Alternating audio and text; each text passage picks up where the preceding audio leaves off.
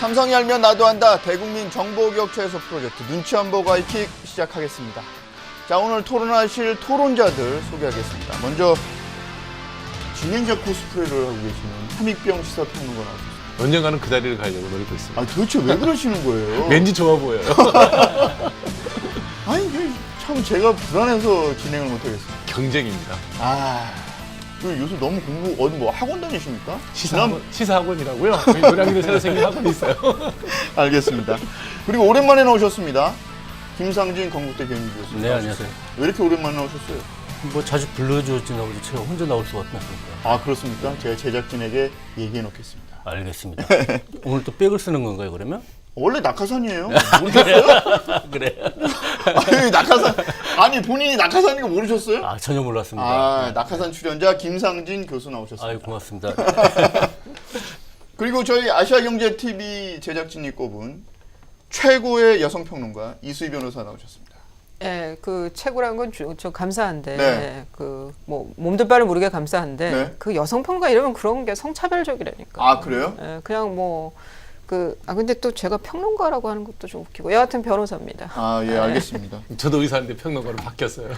아니 그게 합당하신 것 같은데, 저는 이게 부업입니다. 주업은 아니고. 아, 그래요? 예, 예. 오늘 뭐 그럼 재판하고 오셨어요? 하고 왔어요. 지금 이게 시작하기 전에 얘기했듯이, 네. 예, 남매끼리 이제 상속 뭐가 있어서 오늘 아. 깔끔하게 정리하고 왔습니다. 이야, 상속 얘기 나오면 뭐 상속과 전혀 상관없는 저는 아무런 생각이 없으니까 뭐. 근로 의욕이 탁 떨어집니다.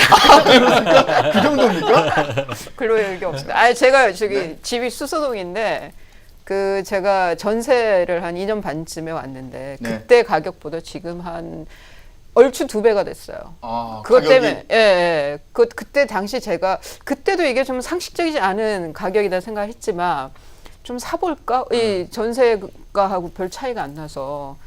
그런데, 그래도 이것도 미친 가격이다 했어요. 네. 근데 2배 가까이 뛴 거예요. 음. 그래서 제가 지금 우라병이 났습니다.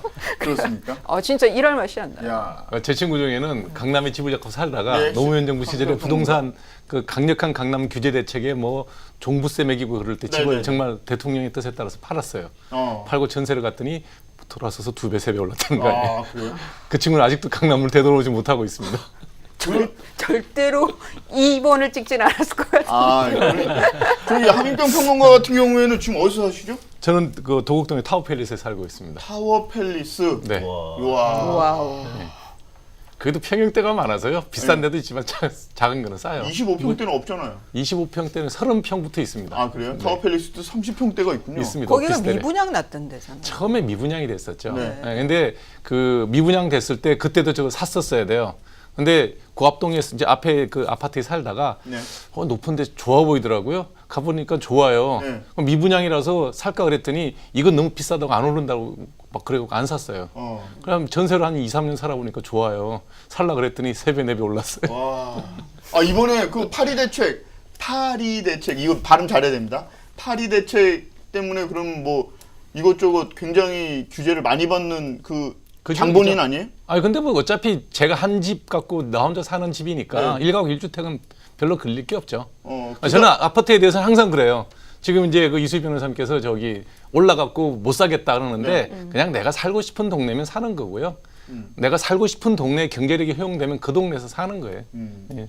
그러니까 실수요자들이 크게 타격을 입을 거는 없는데, 없죠. 네. 예, 그런데 이제 실수요는 아니지만 왜 그 집 한 채를 가지고 뭔가 자기가 재테크를 해보고 싶었던 사람들은 갑자기 이렇게 대출이 규제가 되고 이러면 이 자금 계획이 완전히 틀어져 버리잖아요. 그러니까 1가구 1주택 잔데 좀 옮겨보려고 했다가 그 옮겨본다는 게 이제 재테크 차원에서 강남 쪽으로 이제 이사 가보려고 옮겨보려고 사람들. 했는데 좀 무리를 하서라도 그랬는데 계약 다 하고 났는데 만약 이렇게 이제 대출 규제 때문에 자금 사정에 문제가 생겼다. 그럼 그런 분들은 만약 계약을 그것 때문에 내가 이걸 이행을 못한다 했을 때 그거 때문에 계약금 돌려주고 이래야 수가 없거든요. 그러니까 한마디로 계약금 몰취가 돼야 되는 거거든요. 그런 분들은 선의의 피해자가 있죠. 정부에서 그래서 이번에 아마 1가구 1주택에 관해서는 파인튜닝, 미세 조정을 한다 그러더라고요. 네. DTI나 일부 LTV 같은 경우에 조정을 해주면 아마 중도금 잔금 치료는 큰 문제 없도록 하지 않을까 싶어요. 그러니까 그게 반드시 돼야 돼요. 제가 네. 실제 그때 그 몇 년 전에 또 이런 갑자기 그 규제가 있었죠. 규제가 있었어요. 근데 그때 저는 집을 사겠다는 게 아니라 저희 엄마 집을 담보를 해가지고 변호사 사무실 개업을 하기 위해서 네. 대출을 받는데 그걸 믿고 뭘 다 계획을 짰는데 어느 날 갑자기 거의 반토막 나다시피 대출 한도액이 확 줄었죠. 한도액이 확 준 거예요. 그래가지고 굉장히 곤혹스러웠던 제가 있었거든요. 지금 그런데 저 같은 경우 뭐 계약금 몰치되고 이럴 일은 없지만 말씀하신 대로 만약 정부에서 그러니까 아주 그러니까 그런 걸 디테일하다고 그래야 되나요? 세부적인 것도 생각해 가면서 좀 이렇게 실제 일어났을 때 이런 선의 피해자가 안 생기게 그런 건 배려해 가면서 해야 될 것 같아요. 어떻게 생각했어요? 민주당 인사 입장에서. 정부 정책이라는 게요. 부동산 네, 정책은 항상 이제 집값이 오르게 되면은 규제와 공급을 통해서 집값을 내리는 정책을 쓰게 되죠. 네. 그리고 집값이 내리게 되면은 이제 규제를 풀고 금융 지원을 통해서 집값을 이제 올리는 정책을 쓰고요. 이게 항상 하는 정책이죠, 정부는. 근데 이것을 어느 시점에 할 것인가, 시점을 잘 선택해서 적재적소에 이제 이 정책을 써야 되는데 거기에 이제 맞지 않게 되면은 부동산 정책은 실패하게 되죠. 그리고 이제 우리나라 같은 경우는 실제로 부동산의 집값을 올리고 내리는 것을 강남 아줌마들이 많이 하고 있어요. 현실적으로 이제 투기 수요들이 있다 보니까 네. 이런 것들이 많이 있게 되는데 이번에 이제 정부에서 했던 것은 문재인 정부가 시작하자마자 집값이 폭등하기 시작하니까 선제적 조건으로 이제 강력한 정부 정책을 펼친 것이죠. 그런데 여기에서 이제 선의 피해를 보는 분들이 분명히 있을 거예요. 분명히 이제 부동산 정책에 막차를 타는 분들, 네. 막차를 타가지고 돈을 융자를 내서 집을 사시는 분들의 이런 분들은 이제 선의 피해자가 생기게 되죠. 근데 이런 부분들은 어쩔 수 없는 부분도 어쩔 수 없는 부분이에요. 그렇지만은 서민들이 집을 사고 파는 데는 불편함이 없게끔 만들어주는 게 또 정부의 정책이죠. 그렇게 갈 거라고 봅니다. 부동산 문제에서 선의 피해자라는 용어가 맞나요? 어떻게 보세요? 저는 부동산에 대해서 부정적으로 보는 그 시각이 너무 잘못됐다고 봐요. 부동산도 그게 무슨 하나의 얘기죠? 부동산도 하나의 투자 수단이기 때문에 그 뭐 돈을 대고 국부로 외국으로 빼돌리는 거 아니고 나라 안에서 있는 거고 돈이라는 게 항상 지난 뭐 리만 브러더스 사태 이후에 우리나라도 엄청나게 현금이 풀렸거든요. 그럼 그 돈이 어딘가는 선순환이 되면 좋은데 갈 데가 없어서 부동산에 간단 말이죠. 그걸 갖다 누른다고 해서 눌러지지는 않는다는 거죠. 시장의 논리는 시장의 논리로 가만둬야 되는데 대표적으로 부동산을 잘못 건드려 가지고 일본 같은 경우가 버블을 깨트리겠다 그래서 20년 동안 지금 불황에 빠져 있거든요. 그게 비하면 우리나라 정부는 5년마다 이렇게 정권이 교체가 되어 왔지만 지난 30년간 부동산 정책에 대해서 보면 전체적으로 안정적으로 관리를 잘해왔다고 보는 게 맞아요. 언론에서는 끊임없이 정부를 비판만 하는데 전체 물가 상승률보다 조금 더 낮은 가격으로 부동산 가격이 유지가 됐다 그러면 일부 지역에 부동산 투기 현상이 있었다 하더라도 전체적으로 정부에서 했던 부동산 정책은 버블이 확 꺼지지도 않았고 그렇다고 해서 폭등도 없었으니까 어느 정도 우리나라 경제팀이 하고 있던 부동산 정책은 옳은 방향으로 진행이 됐다 이렇게 봐야죠. 저는 이제 뭐 눈에 보이는데 네, 돈 벌 수 실제로는. 있는 방법이 네. 그거를 안 한다는 게 외려 더 부자연스러운 거 아니냐니까 집을 가지고 어떤 재테크의 수단 뭐 그 부동산을 갖고 그건 자연스러운 욕망이기는 한데 저는 이제 그게 너무 과도하게 그러니까 지금 봐서 내가 이래가지고 기껏 해봐야 택도 없다. 이거 그냥 갭 투자라는 거 있잖아요. 그거를 제가 이제 그 가사 소송할 때 보면 30대 부부들이 뭐 세네 채를 갖고 있어요. 부동산이 세네 건이 있어요. 뭐 오피스텔 30대가요? 있고 뭐 근데 그 친구들이 보면 다 갭 투자를 한 거예요. 여러 명이 모아서 네, 하는, 그러니까 뭐 한 2~3천만 원 있고 전세 끼고 뭐 월세 이쪽에서 받아가지고 플러스 마이너스를 하면 마이너스예요. 그게 세금 내고 뭐 자기네 등록세 내고 따진 거 보면은 마이너스인데 그럼 이런 걸 왜 했냐 그러면 따라하기예요. 뭔가 이 조급한 꼭 우리나라 사교육 시장 마냥. 그래서 이거는 뭔가 기형적인 거는 맞다. 비정상적인 건 맞다 싶은데 다만 이제 저는 이 부동산 정책에 대해서 저는 제 소유의 집이 없어요. 그런데 하나 생각하는 거는 그 학교가 아이 학교 때문에 자꾸 강남이라든가 물론 그게 뭐 강남이 우리가 서울에서 강남권이 워낙 발달돼 있으니까 발전해 있으니까 자연스럽기도 하지만은 그 뭐 다 거기서 저 강남에서 살고 싶어 하는 건 아닌데 아이를 키우는 그러니까 이 중고등학교 애들 그 초중고 다닐 때는 강남에 자꾸 눈이 가요. 그런데 그러다 보니까 이제 그래서 결국 저는 좀 교육 정책이 특히나 대입 정책이 부동산 이 과열 뭐 강남 중심의 이런 과열 열풍 이런 거에 그래도 저기 교육 정책이 잘 되면 좀 더 효과가 있지 않을까 그런 생각이 드는데 뭐 부동산 정책 나왔지만 김상곤 부총리 아직 말씀이 없으시네요. 저는 그 대입 입시 정책이 굉장히 많은 영향을 줄 거라고 봐요. 그 중에 하나가 지금 그 일반고 위주로 간다 그러니까 그럼 8학군이 또 뜨겠다. 그럼 강남 아파트는 더 오를 거다. 뭐 이런 얘기 나오고. 그리고 무리해서 강남에서 살기 위해서 본인이 경기도에 집이 있어도 거기를 전세를 주고 그 돈이랑 빚을 막 내가지고 강남에 억지로 들어가서 사는 그래서 정말 집 때문에 가처분 소득이 없는 그런 삶을 사는 강남에 사는 학부모들 그 사람들 제가 입장에서는 강남에 학원 다니는 그 학원 보내고 있는 그런 학부형들을 많이 보죠. 아니 제가 대치동에 개업을 하고 있으니까 네. 학생들이 많이 오는데 학생들을 갖고 보면 얼굴이 피곤해요. 엄마는 더 피곤해 보여요. 그래서 왜 그렇게 애를 학원을 보내세요? 그러면 열심히 안 하면 어떡하냐는 거예요. 그래서 제가 그때마다 얘기를 해주는 통계가 있습니다. 예를 들면 이건 뭐 미국에서 나왔던 심리학 학회에서 나온 통계입니다. 정확한 통계인데 운동선수가 운동을 되게 잘하려고 그러면 부모한테 한 80% 정도의 탤런트를 물려받고 본인이 한 20% 노력을 하면 운동선수로 성공을 해요. 타고나야 되는 거네. 타고나는 게 80%입니다. 네. 그러면 악기하는 사람들은 어느 정도냐? 75대 25예요. 네, 공부 96대 4입니다. 네. 96대 4라고요. 그러니까 무슨 얘기냐면 한다고 되지 않는다는 거예요. 그러니까 원래 똑똑해야 되는 거네. 소질이 있는 사람이 하는 거예요. 근데 우리는 자꾸 모든 잣대로 국영수론을 갖고 인간을 평가하니 제도가 잘못됐다는 거예요. 음악 잘하는 사람도 좋은 사람이고 체육 잘하는 사람도 좋은 사람이고 손재주 좋은 사람도 훌륭한 사람이고 이런 다양한 가치 평가를 둬야 되는데 너무 국영수만 갖고 인간을 평가를 하다 보니 이런 일이 벌어지는 거죠. 그래서 저는 학교나 입시제도의 문제가 아니라고 봐요. 근본적으로 직능별로 소득 격차를 줄여주는 그런 노력이 있어야지 근본적으로 그냥 뭔가를 잘 만드는 사람이나 의사나 변호사나 소득이 별 차이가 안 나도록 만드는 이런 사회 문화가 되어야죠. 김상진 교수께서 출마한 광진구도 교육 때문에 집값이 차이 나는 그런 동네 아니에요? 물론 교육이 좋아지면 이제 집값이 오르게 돼 있죠.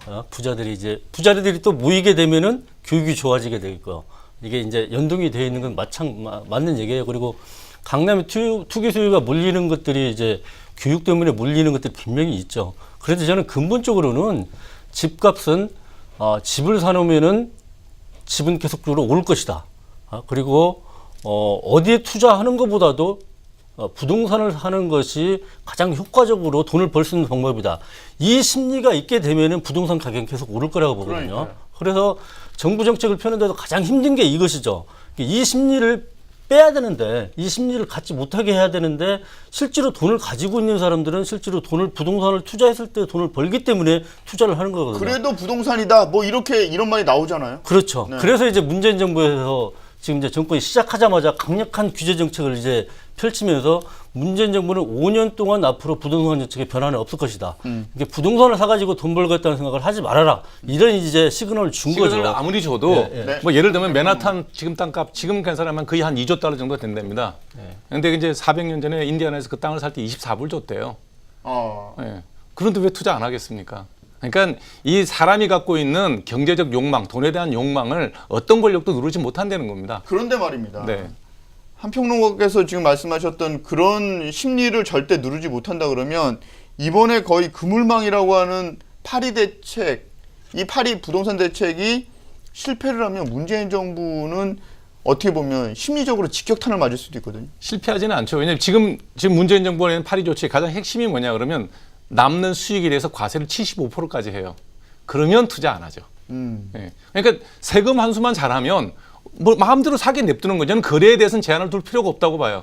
그러나 이익에 대해서는 엄청나게 고소율의 세율을 매길 수 있죠. 그건 정부의 권한이잖아요. 그래서 지금 1가구 2주택만 고소율을 매기는데 제가 만약에 경제 책임자다. 그러면 그냥 1가구 1주택도 많이 오른 거는 그냥 과세해버리고 싶어요. 내가 어떤 아파트를 10억에 샀는데 20억이 됐다. 네. 그럼 75% 80% 세율 매기면 되죠.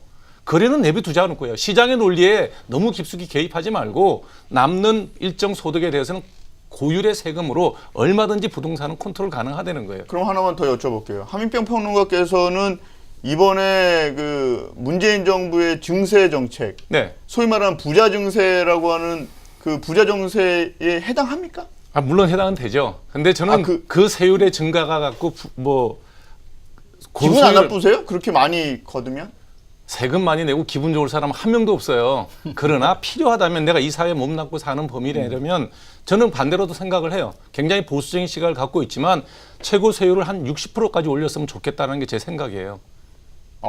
이렇게 합리적 보수가 많이 있어야지만 왜 이런 말씀을 드리냐 그러면 아니 보수만 탈세하는 게 아니에요. 그렇죠. 한 보수만 탈세하는 거 아닙니다. 뭐 진보 측에도 탈세한 사람 많고 투기한 분도 많고 이장 진입한 분 많고 논문 이장 그 가짜 논문 쓴 분도 많아요. 그러니까 그걸 도덕성을 갖고 진보 보수를 따질 필요는 없고요. 제가 왜 60% 세율을 주장을 하냐 그러면 미국이 옛날에 2차 세계대전 때 최고 세율이 98%까지 올라간 적이 있습니다. 그리고 미국의 최고 세율이 70%로 내려오는데 70년대 중반 돼서야 70%로 내려왔고요. 네. 레이건 정부 때 35%, 6%로 내렸어요. 우리하고 지금 비슷해진 거죠. 네. 무슨 얘기냐면 사회가 어려워지면 그 사회에서 가장 많은 혜택을 본 사람이 가장 많은 부담을 져야 된다는 거예요. 이 사회가 지금 굉장히 어렵고 양극화 때문에 힘들다라고 국민들이 다 동의를 했고 네. 그래서 문재인 대통령을 대통령으로 뽑았습니다. 네. 그러면 누군가는 세금을 내야 될 거 아닙니까? 문재인 대통령이 돈을 만드는 분은 아니잖아요. 그럼 세금은 분명히 번 사람이 내야 된다는 거죠. 필요하면 최고 세율을 60%까지 올려서라도 세원을 발굴을 하고 단 지금같이 47%가 한 푼도 세금 안 내는 이 제도도 고쳐야 된다는 거예요. 예. 한 푼이라도 대한민국 땅에서 돈을 번다면 단 5%, 10%라도 세금을 내게 해야 되죠. 그래서 모든 국민들은 대한민국에서 경제활동을 하면 다 소득세는 내는 거다. 이렇게 되고 그 재원을 가지고 정말 178조의 그 예산 준비됐던 정책들을 실행하도록 해야 되는데 솔선수범을 누가 해야 되냐? 있는 사람이 해야죠. 예. 버는 사람이 해야죠. 네, 말씀하신 대로 통계학적으로 보면은 네, 진보 정권, 보수 정권 이렇게 우리가 그냥 고정관념으로는 보수 정권에서 세금이 낮춰질 것 같고 소위 말해 이제 부자 감세님 이렇게 네이밍을 붙여서 그렇죠. 마치 보수 정권은 부자 감세고 진보 정권에서 부자 증세인 것처럼 얘기하지만 실제 그렇지가 않다는 거예요. 말씀하신 대로 그 경제 상황에 따라서 이 세수 그러니까 조세 그 세율이 왔다 갔다 하는 거지 그 정권에 뭐 진보 보수하고 상관이 없다. 되는 거예요. 통계적으로 보면 그래도 세계적으로 이명박 그랬대요. 정부 때 그래도 법인세 내렸잖아요. 근데 그때는 또 그럴 경제 상황이 있었기 때문인 거지. 그게 그러니까 우리가 보통 생각하는 고정관념하고 그 네? 조세 정책하고가 늘 같이 가는 게 아니라는 거죠. 우리가 대통령을 뽑았는데 그 예? 대통령이 함정인가? 이러이러한 정책을 갖고 5년을 나라 국정을 이끌겠다 그랬으면 네. 그 일을 할 수 있게끔 연료, 원료, 엔진은 제공해 줘야 될 거 아니에요. 그게 돈인데 세금이죠. 대통령은 뽑아 세금을 내야 그 돈이 될 거 아닙니까? 안 그러면 결국은 할 수 있는 게 국채거든요. 그럼 무슨 얘기하면 내가 잘 먹고 잘 살라고 내 자식들한테 날 때부터 그냥 부채를 안겨놓는 거거든요. 이건 빚을 지게 정말, 하는 거죠. 이건 정말 나쁜 짓이에요. 근데 이제 국가 자체를 예, 바라봤을 교수. 때 물론 이제 보수와 진보로 이걸 나눠서 얘기하자는 건 아니에요. 그런데 성장과 이제 분배 측면에서 국가의 성격이 어떨 것이냐, 좋은 지적이네요. 이 정부가 과연 성장과 분배 측면에서 어떤 성격을 가진 정부냐라는 것들은 좀 구별이 되죠. 그러니까 진보 정권 같은 경우에는 좀 많이 세금을 걷어서 많이 분배를 해주려고 하는 게 진보 정권의 성격을 갖는 그렇죠. 것이고요. 보수 정권은 성장 위주의 정책을 펼치게 되는 것이죠. 이게 정책을 어떤 포커스를 맞춰서 추진해 갈 것이냐라는 문제를 가지고 이제 바라보기 때문에 이게 차이가 있는 것이죠. 근데 문재인 정부 같은 경우에는 이제 진보 뭐 우리나라의 보수의 진보 개념으로 보자면은 문재인 정부는 진보 정부 맞죠? 네. 진보 정부예요. 그럼요. 네, 뭐 하여튼 진보 정부라고 했을 경우에 그래도 좀 부자들이 좀 돈을 좀 세금을 좀 더 많이 내 가지고 이것을 서민 경제에 좀 투여를 좀 해주는 게 좀 바람직하지 않느냐라는 기조로서 지금 이제 추진을 하고 있는 게 지금 증세 정책인데 그렇게 생각하세요? 당연히 그렇죠. 제가 볼 때는 오히려 세율을 더 높이는 걸 확대를 하게 되면 역풍을 맞을까봐 아예 좀 더 그 대상 자체를 좁혀서 부사 증세라는 그 네이밍을 가지면서 국민들의 지지를 받으려고 그 포커싱을 더 얇게 한 거 아닐까 이런 생각이 드는데요. 물론 이제 그 조세 정책이라는 게 그래서, 가장 국민의 저항이 심한 게 조세 정책입니다. 어느 나라든지 네. 가진 것을 뭐 정부에서 많이 빼앗간다고 그냥 하면 내주는 그걸 건데요. 좋아할 사람이 없죠. 네. 자기 것을 내놓는다고 했을 때 좋아할 사람이 없다는 것이 이게 조세 저항이 가장 심한 것인데 문재인 정부에서도 사실 부담이 되는 건 마찬가지입니다. 이게 부자들의 세금을 더 많이 걷는다는 것도 사실 부담이 되는 거예요. 그분들도 국민인데요. 그러니까 최소화된 대상을 상대로 해서 세금을 좀 걷어가지고 그리고 그나마 있는 자원이라도 좀 쪼개가지고 178조를 좀 맞춰보자. 뭐 이런 의미라는 근데 것이죠. 그 부자 증세 통해서 1년에 걷는 돈이 1조 3천억입니다. 5년 내 걷어봐야 그게 뭐 한 6, 7조밖에 안 되는데 170 몇 조의 그 증세가 필요한 부분에서 네. 뭐 한 6조, 7조가 무슨 그런 큰 비중을 제가 차지하는 볼 때는 거죠. 그건 좀 상징적 의미라고 생각이 들고요. 그러면 178조에 대한 것은 제가 볼 때는 기존의 그 예산의 분배를 잘 주중하기만 해도 저는 가능할 거라고 봐요. 그 얘기가 바로 박근혜 네. 정부에서 했던 얘기인데 그렇죠. 우리나라 저는 예산에 다이어트였죠. 400조 정도에 되는 예산에 보면 경직성 예산이라 해서 유두리가 없는 예산이 훨씬 많아요. 그래서 거기서 이리 빼고 저리 빼봐야 윗돌 빼서 밑돌 공구는 꼴밖에 안 되기 때문에 178조의 예산, 그 복지 예산을 쓴다 그러면 분명히 저는 세금은 더 걷어야 된다는 거고 그 세금은 재정부에서요. 있는 사람이 많이 내야 돼요. 재정부에서요. 이걸 통제를 할 때 재경부인가 지금 재경부인가 이름이 재경부 기획재정부입니다. 기획재정부인가요? 네, 기재부라고 불리죠. 그렇죠. 기재부에서 예산을 통제할 때 각 부처에다가 쿼터를 줘요. 얼마 한도 내에서 이걸 맞춰봐라 예산을 먼저 딱 주는 거예요. 그래가지고 각 부처에서 필요 예산들을 맞추거든요. 이걸 맞춰가지고 그다음에 한 여름쯤 되면은 또 기재부에서 한번 총괄적으로 맞춰보는 거예요. 네, 네. 그러니까 각 부처에서는 자기 필요 불급한 예산을 갖다가 거기에 맞추는 거예요. 그러니까 필요 없는 SOC 예산이라든가 그동안에 투여됐던 예산들을 갖다가 줄일 수밖에 없어요. 그러니까 어떻게 해서 정부 재정은 맞춰나가는 게 되는 거예요. 맞춰나가게 되는 건데 이것을 정부 재정을 갖다가 과연 어디에 투자하는 것이 효과적인 방법인가 이것의 차원이 있죠. 예를 들어서 이명박 정부에서는 5년 동안에 22조 원을 4대강 사업에 투여를 했잖아요. 그러니까 이것들이 자체가 이것을 얼마든지 국가 예산을 갖다가 조정을 해낼 수 있는 거예요. 그 범위가 178조까지는 안 낸다는 거죠. 1년 예산으로 따지면 178조를 5로 5년 동안은 30조, 나누면요. 매년 30조의 매년 예산이 30조인데요. 예. 그 1년에 작년에 아니, 세금이 지금 더 그냥- 거친 그 액수가요. 10조였잖아요. 10조. 그렇죠? 네. 그거 가지고 추경 편성을 했잖아요. 네. 그러니까 경기가 그만큼 좀 살아나게 되면 세금은 더 많이 거치게 되는 징수가 것이죠. 된다는 걸 네. 기대하는 건데 네. 그 경제 성장률이 우리 예정대로 탁탁 되지는 않을 거고요. 제가 볼 때는 우리나라 경제 성장률이 이제는 잠재 성장률 유지하는 것도 쉽지 않아요. 그러면 3% 정도 성장이 될 텐데 그 증가되는 3%도 훌륭한 거죠. 훌륭하죠. 네. 그러니까 그 정도 되는 걸로 해서 자연 징수가 되는 걸로 가지고 과연 그 178조를 맞출 수 있을 것인가 거기에 대해서는 누가 봐도 이게 더하기 빼기 곱하기 나누기 문제잖아요. 고차 방정식이 아니거든요. 근데 지금 예, 이승준은? 178조가 되느냐 안 되느냐 뭐 증세 없는 복지는 허구라고 해가지고 찍힌 사람도 있지만 네. 저는 그런 얘기들이 굳이 그러니까 그 지금 상황에서 그래서 그거를 178조가 안 되면은 그 말한 국정과제니 뭐 이런 걸 다 뭐 실행하지 마라 할 거는 아니잖아요. 그렇죠. 그러니까 저는 좋은 지적입니다. 지켜봐야 된다고 생각이 들고 이 정부에서 좀 유연성을 가지고 그 봐야 된다고 생각해요. 그 발표한 국정과제에 대해서 눈속임 하지 말고 뭐 힘들면 힘들다고 얘기하는 그렇죠. 거고 안 될 것 같으면 안 될 것 같다고 얘기를 해야 되는 거고 저 동의합니다. 예, 네, 그렇게 맞습니다. 가야 되는 거지.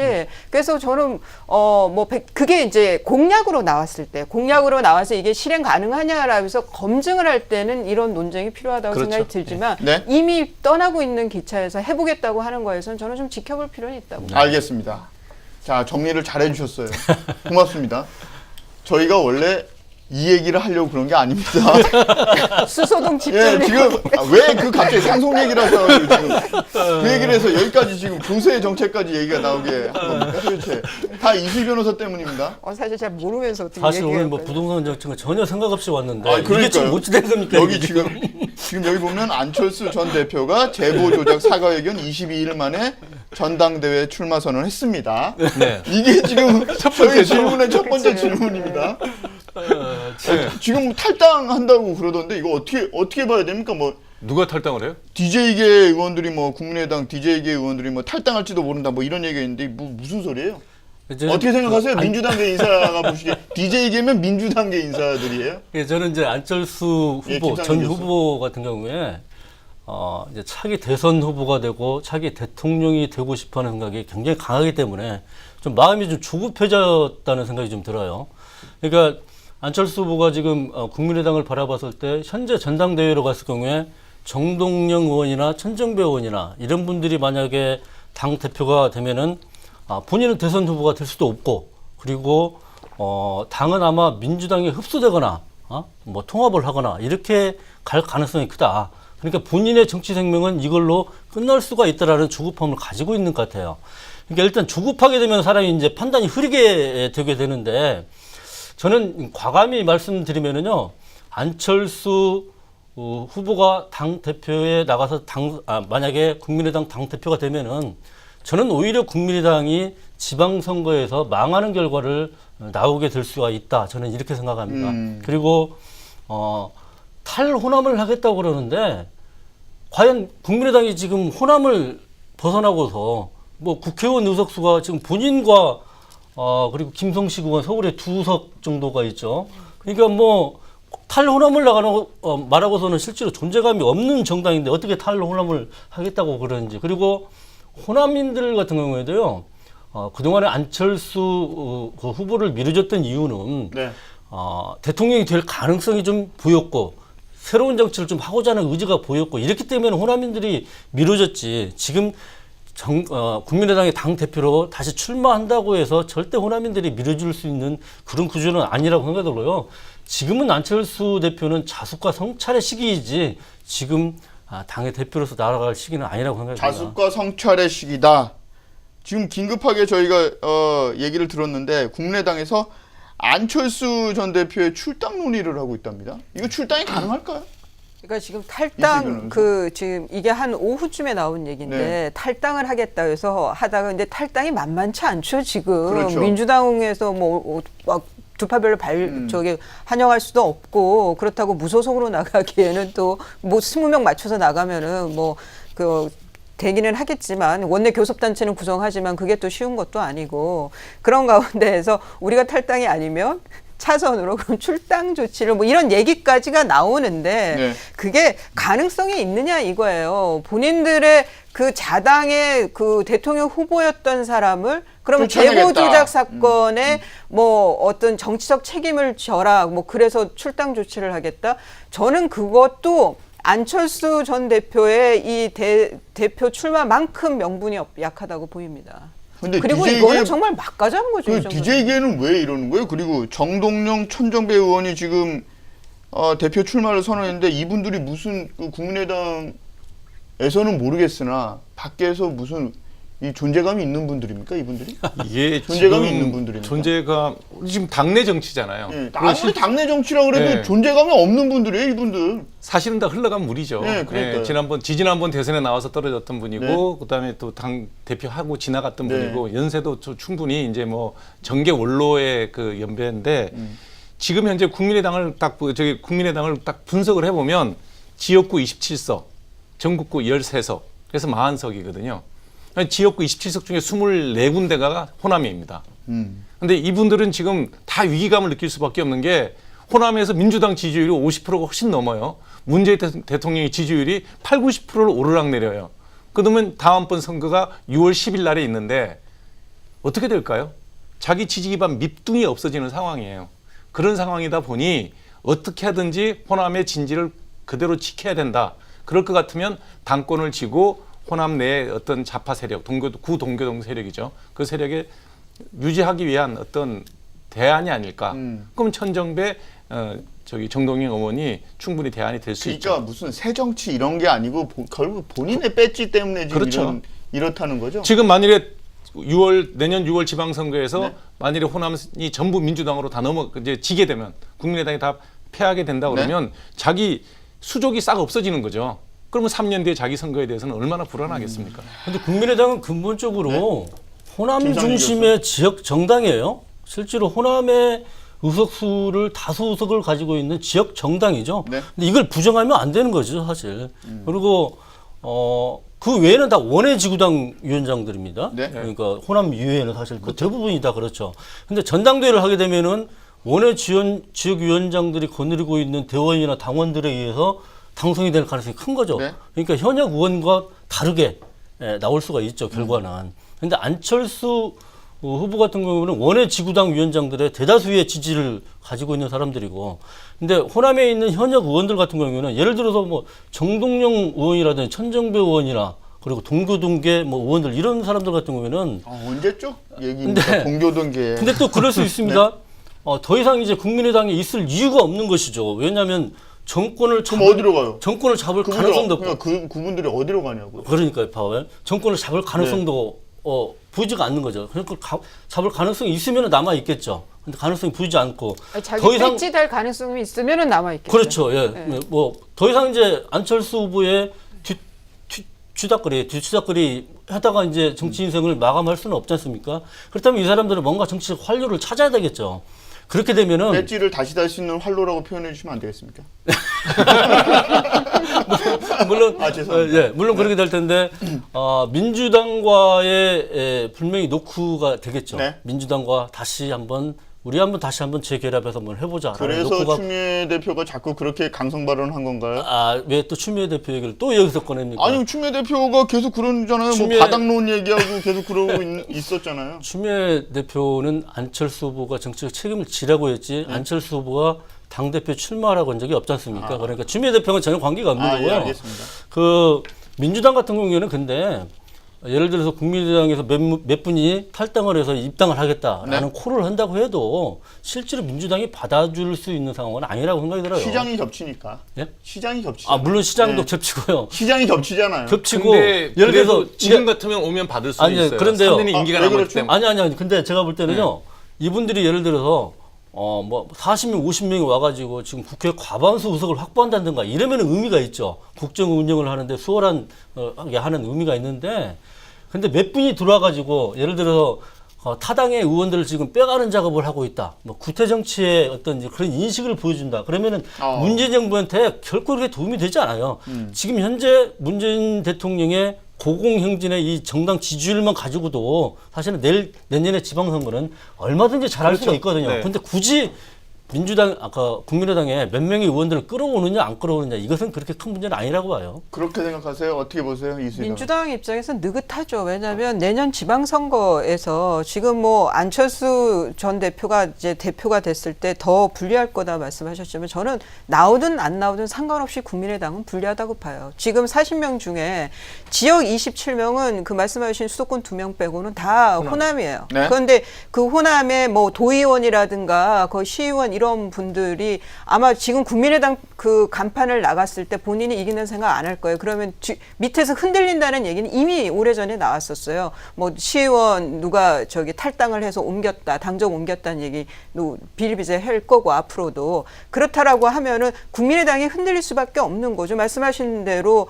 뭐 수족이 없는 상황. 그러니까 그 아래 지방자치의원이 없는 상황에서 국회의원이 움직이기가 쉽지가 않단 말이죠. 뭐 예산 따와 봐도 그렇죠. 그게 집행이 잘 안 되고 이런 네. 것들. 이런 건 이제 실제 그 정치 거기에 뛰다 보면은 아주 그냥 뼈저리게 느끼게 되는 건데 그런 면에서 민주당에서 봤을 때 국민의당의 앞날은 내년 6월에 지방선거를 기점으로 해서 꺾일 수밖에 없다라고 생각을 할 거예요. 그냥 국회의원들이 의회에서 정석수 채워주는 걸로 각 국회의원들의 몸값은 높아질 수 있겠죠. 과반 때문에 민주당에서 잘 해주겠죠. 네. 또 청와대에서 직접 한 라인을 해서도 잘해줄 거고 딱 거기까지가 국민의당이 될 거다. 그런 면에서 저는 민주당에서 굳이 무리해가면서 뭐 의원들을 빼오면서 뭐 흔들게 한다. 굳이 그럴 필요가 있나? 민주당에서는 안 하겠지만 국민의당 현역 25명의 환경평론가. 호남 지역 의원들 입장에서는 그 지방선거 전에 기득권을 갖고 민주당에 입당할 수 있으면 그게 가장 좋은 거거든요. 근데 지금 민주당 내에 그 원외지구당 유형자들이 빵빵한 사람들이 권토 중리를 노리고 있단 말이에요. 그렇죠. 예. 그래서 그러니까 시장이 겹친다고 말씀드렸죠. 시장이 겹치니까 그 전에 문재인 정부가 지금 활기 있게 개혁을 해 나가는데 그때 표를 보태면서 자기의 기득권을 갖고 민주당에 들어갈 수 있는 상황을 만들려고 호남 원외지구당 위원장들이 호남의 현역 의원들이 노력을 하는 거고 그게 당대표 싸움에서 안철수와 지금 정동영, 천정배 이런 분들이 딱 나눠지는 선이 거기죠. 왜냐하면 안철수 의원 입장에서는 자기 당을 자기가 헤게모니를 쥐고 있어야 다음번 5년 뒤를 기대할 수가 있는데 그런 식으로 현역 의원들이 다 빠져버리게 되면 정말 껍데기만 남는 상황이 벌어지니까 당대표를 질러는 거죠. 제 눈에는 한민병 평론가가 바른당 인사처럼 보이기 때문에 제가 한번 여쭤볼게요.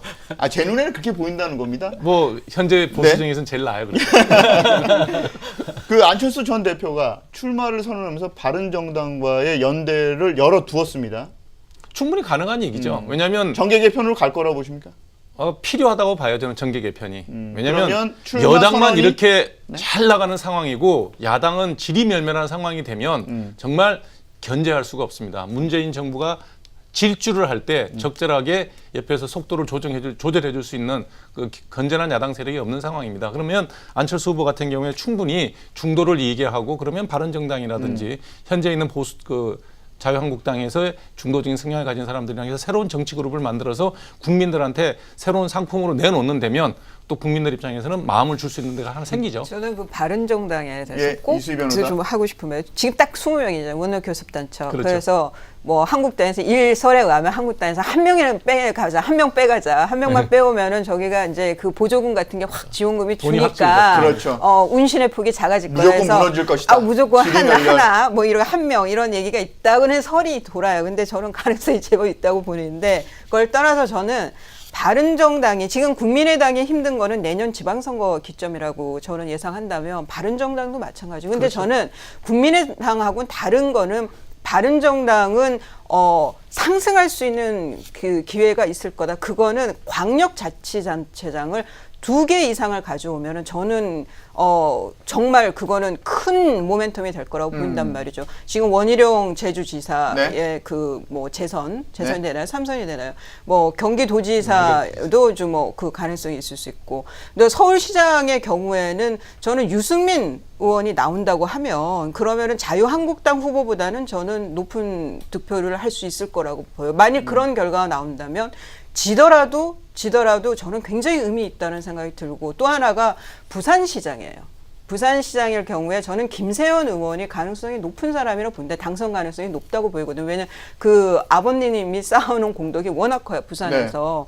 그리고 뭐 김세현 젊고. 의원도 다선 의원이고 그런데 들리는 말에 하면 별 생각들이 없다고 그래요. 현역 의원들이. 거길 나갈 생각이 별로 없다. 그러면서 원내 교섭단체 20명 고수가 뭐 그 절대 명제인 것처럼 얘기를 하는데 저는 그런 자세 가지고는 바른정당이 희망이 없다고 그렇죠, 봐요. 맞습니다. 이게 훨씬 더 전투적이어야 되고 네. 제가 이런 얘기도 한 적이 있습니다. 한국당인가? 그 조직 강화 특위에서 회의를 하잖아요. 네. 회의를 하면서 원외 지구당 위원장들을 이렇게 이제 그 공모를 하는데 저는 그런 식으로 해서 누가 공모하겠느냐. 신인 정치인들이 들어올 수 있게 그 현역 의원 자리를 공석으로 만들어서 똑똑하고 정치에 야망이 있는 젊은 사람들을 모셔가는 형태 정도가 돼야 되지 않겠느냐. 왜냐하면 정치 신인은 조직이 없잖아요. 네. 그리고 어떻게 정치하는지도 잘 모르고 뜻만 있는 거니까. 그래서 이해운 의원 그 대표 같은 경우에 사신성인의 마음으로 지역구를 내놔라.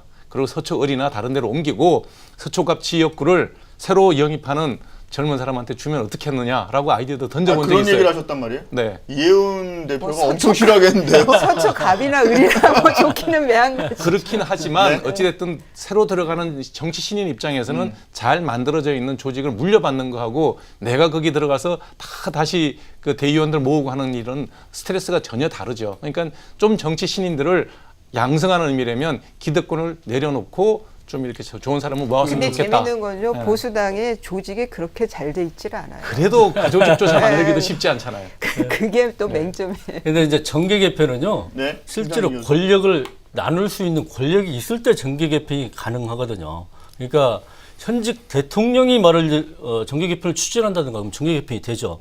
권력을 나눠줄 수가 있으니까 줄 수 있는 권력이 있으니까. 문재인 그리고 대통령이 정계 개편을 추진한다. 이거 그건 뭐 너무 오래된 수사 아닙니까? 그러니까 대통령이 아니 그렇게 그렇다는- 한다면은 그 정계 개편을 할 수가 있다는 네. 거죠. 현직 대통령이 추진한다면은요. 만약- 기존에는 그렇게 만약에. 기존에는 그렇게 했던 경우가 많이 있었죠. 네. 예를 들어 뭐 김영삼 대통령이 3당 합당을 했잖아요. 그러니까 뭐 옛날 예를 들어서 얘기잖아요. 그래, 옛날 얘기죠. 근데 두 번째는 이제 유력 대권 주자가 추진했을 때 정계 개편이 가능하거든요. 왜냐면 이건 차기 권력을 나눌 수가 있기 때문에. 이게 뭔가 권력을 나눠줄 수 있을 때 정계 개편이 가능한 것이죠. 권력을 나눠 가질 게 없다면은 정계 개편은 현실적으로 힘들어요. 근데 실질적으로 지금 이제 바른정당과 국민의당이 과연 합칠 수가 있느냐 이 부분은 저는 일정 정도 가능성은 있지만은 현실성은 없다고 봐요. 민주당보다는 좀 더 높지 않을까요? 예, 가능성은 있다고 봐요. 왜냐하면 서로 이제 지역 기반이 불명확한 아까 말씀드렸던 시장이 다르잖아요. 그렇죠. 다르고 지방선거에 공통적으로 유기감을 가지고 있고요. 네. 그럼 만약에 지방선거 잘못되면은 당의 존재감이 없어지게 되는 것이죠. 그러니까 그런 불안감을 가지고 있는 공통성을 가지고 있단 말이죠. 그래서 어느 정도 합칠 수 있는 개연성이 충분히 있는데 과연 두 개가 합쳐가지고 시너지 효과가 얼마나 날 것이냐라는 부분에 있어서는 저는 좀 의문점이거든요. 여기에 이제 저는 당대당이 합쳐지는 거는 불가능하다고 보이고. 그러니까 예, 다만 저- 예, 그건 무슨 국민의당의 얘기예요? 일부 의원들이 그 당적을 옮기는 그야말로 바른정당으로 들어오는 거는 그거는 가능성이 있어 보이지만 저는 당대당이 이렇게 합쳐지는 거는 그렇게 가면은 안철수 대표를 중심으로 한 사람이 바른정당으로 그냥 흡수되는 건데 절대 그렇게 갈 수가 없죠. 그러니까 현실적으로는 불가능하다는 얘기를 저는 하고 있는 겁니다 지금. 지금 이제 그러니까, 예. 김 쌤 말씀하시는 게 다 옳고 현실적인 얘기고 네, 한병 뭐 저도 평론가. 이해는 합니다. 그러나 이제 우리 정당도 좀 멀리 보고 자기가 추구하는 이념을 갖고 그 이념에 맞는 사람들끼리 모이는 그런 정말 정치 교과서에 하는 원론적인 정당이 된다면 못 합칠 이유가 전혀 없다는 거죠. 국민의당의 스탠스하고 바른정당의 스탠스에서 차이 나는 거 하나밖에 없습니다. 사드 배치에 찬성하느냐 반대하느냐. 요 정도 차이지 그 외에는 보면 거의 똑같거든요. 그럼 왜 나눠져 있어야 되는지. 지금 여당은 엄청난 그 힘을 가지고 독주를 하고 있는데 우리 한번 반대로 생각해 보자고요. 박근혜 정부의 국정농단이 벌어졌을 때 만일에 민주당과 같은 그래도 건전한 야당이 없었다면 네. 이 나라가 어떻게 됐을 거냐 생각해 보자는 거예요. 물론 문재인 정부의 성공을 바라는 마음이지만 또 정권이란 언제든지 위기에 처할 수 있고 또 정권이란 게 권력을 가진 사람들은 언제든지 또 부패할 수도 있고 그렇죠. 그럴 때 대안이란 건 늘 우리 국민들은 갖고 있어야 돼요. 지금 현재 오른손에다가 문재인 정부의 힘을 실어줬지만 내 주머니 왼손도 갖고 있어 이 사람 잘못하면 내놓을 거 아니에요? 근데 이게 없어요 지금. 믿으는 그저 그냥 민주당이 잘해주길 바라고 문재인 정부가 잘해주기만 바라는 이런 상황이 돼버렸다고요. 그럴 것 같으면 충분히 지금 야당 내에서 야당 세력들 내에서 어떤 통합의 움직임은 있어야 되는 게 그게 국민들에 대한 도리라는 거죠. 그런데 이제 저도 모두가 다 얘기하려고 그러니까 그냥 얘기하세요. 제가 얘기하지 않겠습니다. 우리 도대체 왜 이러는 겁니까? 저는 진행을 좀 해야 되는데 아니 뭐 다 얘기하세요 그러면 얘기하세요. 예, 문재인 김상진 정부를 제대로 견제하는 합리적 보수 정당이 좀 강력한 보수 정당이 있었으면 좋겠어요, 저도. 그리고 그것이 우리나라 정치 발전에도 도움이 될 것이라는 생각이 들고요.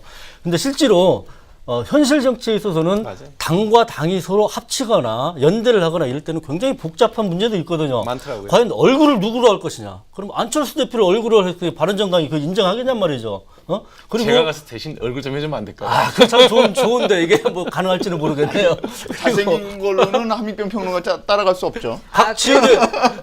각 지역의 지역 위원장 가지고도 얼마나 치열한 싸움을 하겠습니까? 누가 맡을 것이냐. 네. 그리고 정당이 뭐 자금을 어떻게 운영을 할 것이냐. 여러 가지 복잡한 문제들이 있단 말이죠. 이게 실제로 합치는 데 있어서는 실제로 머릿속에 생각하고 현실 정치에서는 너무 굉장히 다르죠. 차이가 많이 맞아요. 있죠. 예. 이게 근데 굉장히 외람돼 말씀이신 김상진 이슬 교수님이 변호사. 지금 지역을 갖고 계신가요? 거기 지역 위원장을 하세요? 아닙니다, 민주당에? 아닙니다. 안 하세요. 아니 저는 말씀을 거기에 계시는 분이 추미애 대표입니다. 그러시구나. 그래서 아까 추 대표 그래서 싫어하시는 거예요? 추미애 아니 대표 얘기가 나오면. 그러면 지금 서울시장에 꼭 나가시라고 굉장히 그러니까요. 기다리시겠네요. 지금 뭐 서울시장이 나가야 된다고 예, 기소이라도 들으셔야 되는 거 아니에요? 추미애 대표 얘기는 이상 마치겠습니다. 네, 말씀하시죠. 그러니까 이슬 이제 변호사. 말씀하신 대로 당과 당이 합치는 거는 뭐 현실적으로 많은 문제가 있는데 그 어려움들이 있죠. 그랬을 때 그러니까 지금 그러면 국민의당과 바른정당이 이렇게 합치어지는 거에 대한 여론은 어떨까? 거기에 대해서 그리고 이제 셈을 떠나서 득실의 셈을 떠나서 그랬을 때 그게 이렇게 이질적으로 다가오지는 않을 거라는 거죠. 뭐 많은 분들이 그런 면에서 본다라면은 두 당이 이렇게 갈라져 있으면서 이런 내분을 지금 겪고 있는 것이 좀 어색하기는 한데 근데 저는 좀 조심스러운 말이지만 국민의당이 호남 지역 기반의 정당이기 때문에 그래도 여전히 TK에다가 구애를 하고 있는 이 바른정당이 그 부담도 어떻게 그걸 극복을 할까? 그거는 아주 조심스러운 얘기지만 사실상 말씀하신 지금 이제 실제 현실 정치 말씀을 하셨기 때문에 그런 부분에 있어서도 하나의 난관 중에 하나일 것 같아요. 하나 여쭤볼게요. 말씀하셨으니까 이수희 변호사 어차피 뭐 정치 평론가시니까 그러면 지금 민주당은 전국당입니까? 그렇게 봐야 되나요? 호남이 중심이라고 봐야 되나요? 어떻게? 지금 뭐 대선 때를 보면 전국당이라고 전국당이다. 봐야죠. 그러면 네. 하나만 더 여쭤볼게요. 지금 문재인 정부의 머리라고 할 수 있는 청와대는 네. 전국당입니까? 전국을 기반으로 하고 있습니까? 그렇게 생각하세요? 저는 이번의 경우에는 뭐 그리고 지금 이제 국정 지지를 보면 그러니까 지역 기반하고는 이제 그러니까 지역격 그 뭐라 그러죠? 지역 감정하고는 그걸 많이 좀 벗어난 것 같아요. 이번 대선이나 이런 저 국정 지지율 보이는 양태를 보인 거야. 그러니까 네. 광주 제일고등학교 출신들이 굉장히 많이 들어갔고 뭐 특정 그 호남 출신들이 많이 들어갔다 그러지만 인재가 배분된 거는 저는 뭐 공정하게 됐다고 보고요. 그다음에 핵심적인 일을 하는 사람은 아무래도 문재인 대통령의 측근들이 하겠죠. 우리는 이런 걸 갖고 항상 지역 감정을 들이대는데 적어도 문재인 정부는 지역 감정을 갖고는 공격하는 건 옳지 않다고 봐요. 예. 그래서 다만 내가 오래 이렇게 친했으면 일을 할 때 이 사람하고 일을 많이 하는 게 당연한 거거든요. 미국도 어떤 출신의 그게 되면 조지아 마피아든 캘리포니아 마피아든 텍사스 마피아든 자기랑 일했던 사람들이 일을 하는 거예요. 그 일을 편향되지 않게 하면 되는 거지 누구랑 일했냐를 갖고 자꾸 따져 묻지는 말자는 거죠. 그렇게 족보 따지고 들어갈 것 같으면 허구한 날 우리는 거기서 벗어나지는 못해요. 근데 참 강원도 출신은 없더라고요. 인구도 적어요. 인구도 적어요. 네. 저는 오늘 한인병 선생님하고 네. 의견이 많이 다를 줄 알았는데 너무나 의견이 같은 의견들이 너무나 많네요. 합리적인 생각은 비슷하다고 저는 봐요. 그런데 제가 말씀드리는 거는 그 정계 개편이 네. 한병 평론가께서 얘기하셨던 그런 부분과 이수희 변호사께서 얘기하셨던 그런 부분과는 달리 본인들의 국회의원 배지 때문에 이루어질 가능성 때문에 사실상 국민들이 심리적으로 지지를 못한다는 거죠. 바른정당하고 국민의당이 만약에 그런 논의를 한다 그래도 지금 다 자기 배지 때문에 그렇게 뭐 출당에 대해서 논의들을 하고 있는 거고 또 뭐 이렇게 연대에 대해서 또 생각을 하는 저는 거고 정계 개편이 된다 그러면 국민의당에서 일단 안철수 대표가 대표로 당선되게 되면 네. 아마 호남 지역구 의원들이 집단으로 탈당할 가능성이 많다고 봅니다. 그래서 민주당으로 그러면 간다? 민주당을 가든 다시 교수단체를 만들든 그러면 국민의당에 남아있는 전국구 의원들은 대부분 안철수 대표가 공천했던 사람들이기 때문에 그 상황에서 바른정당이랑 어떤 합당의 얘기가 나올 가능성이 많지 현 시점에서 어떤 변화가 있으리라고는 예상할 수 없고요. 그리고 실제 안철수 대표가 나오게 되면 대표 선거에서는 안철수 대표 이길 가능성이 많죠. 저는 뭐 변수 중에 하나는 또 개헌도 있다고 봐요. 내년 뭐 이거는 대통령께서 공약 중에 하나인데 개헌에서 이제 그 국회의원의 총선에서의 선거구제가 만일 변동이 된다고 하면 그렇죠. 소선구제에서 뭐 중대선거구제로 네네. 간다라고 하면은 지금 제3당인 두 당의 움직임이 더 빨라질 수는 있죠. 승부수를 걸어볼 수도 있죠. 예, 저는 개헌도 하나의 변수라고. 예, 정계 개편의 가능성에 있어서는 개헌이 굉장히 중심부리가 될 수가 있죠. 개헌은 곧 권력을 나눠줄 수가 있기 때문에 나눌 수가 있기 때문에 분명히 고리가 될 수가 있죠. 근데 안철수 대표가 이제 당 대표가 되면은 제가 보기에도 구심력보다는 원심력이 더 강할 겁니다. 이제 나가려고 하는 세력들이 더 많을 거라고 생각이 들어요. 전국구 빼고요. 예? 전국구 의원들. 전국구는 나가면 나가면 안 되니까. 국회의원 할 수가 없으니까. 비례대표 빼고요. 그러면 이제 김연아 의원 같은 분이 또 나오나? 13명 있어요. 그래서. 이제 안철수 대표 중심으로 한 세력이 과연 독자 생존을 할 수 있느냐라고 했을 때 이게 의문이지 않습니까?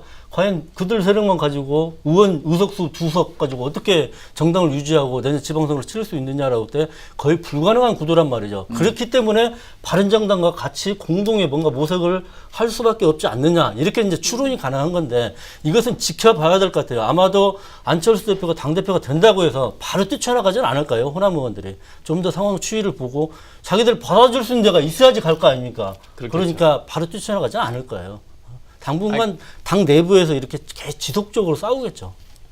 관전 포인트 하나만 짚어주시죠, 이수희 변호사. 앞으로 이 전국을 어떻게 쳐다봐야 됩니까? 너무 어려워요. 저는 정치 평론가가 아니라 그냥 정치 평론을 하는 패널 변호사인데 저는 그 말씀드린 대로 지금 그 내년 지방 선거에서 그 각 광역 단체장 그러니까 서울시 서울시장 경기도지사 부산시장 충청권의 하나 뭐 충남이 됐든 충북이 됐든 뭐 호남 지역은 그거는 크게 왜냐하면 이제 민주당이 워낙 세일 거기 때문에 그 네 개 한 네다섯 개 지역에서 바른정당이나 국민의당이 어떤 후보를 내느냐에 따라서 저는 또 굉장히 그 얼굴의 재밌는 면면을 보자. 네, 재밌는 결과가 나올 수도 있을 거라고 봅니다. 그렇군요. 알겠습니다. 저희 국정원 댓글 사건에 대해서 오늘 다뤄야 되는데 그게 메인 바디였는데 네, 결국에는 한마디도 못했습니다. 알겠습니다. 한마디씩만 하고 갈까요? 아니요, 이제 끝났습니다. 왜 상속 얘기를 하셔가지고. 알겠습니다. 자, 삼성이 알면 나도 한다. 눈치 안 보고 하이킥 저희가 준비한 내용은 여기까지입니다. 주말 편안한 주말 되시고요. 다음 주 월요일 저희는 더 재밌는 주제로 찾아뵙겠습니다. 감사합니다.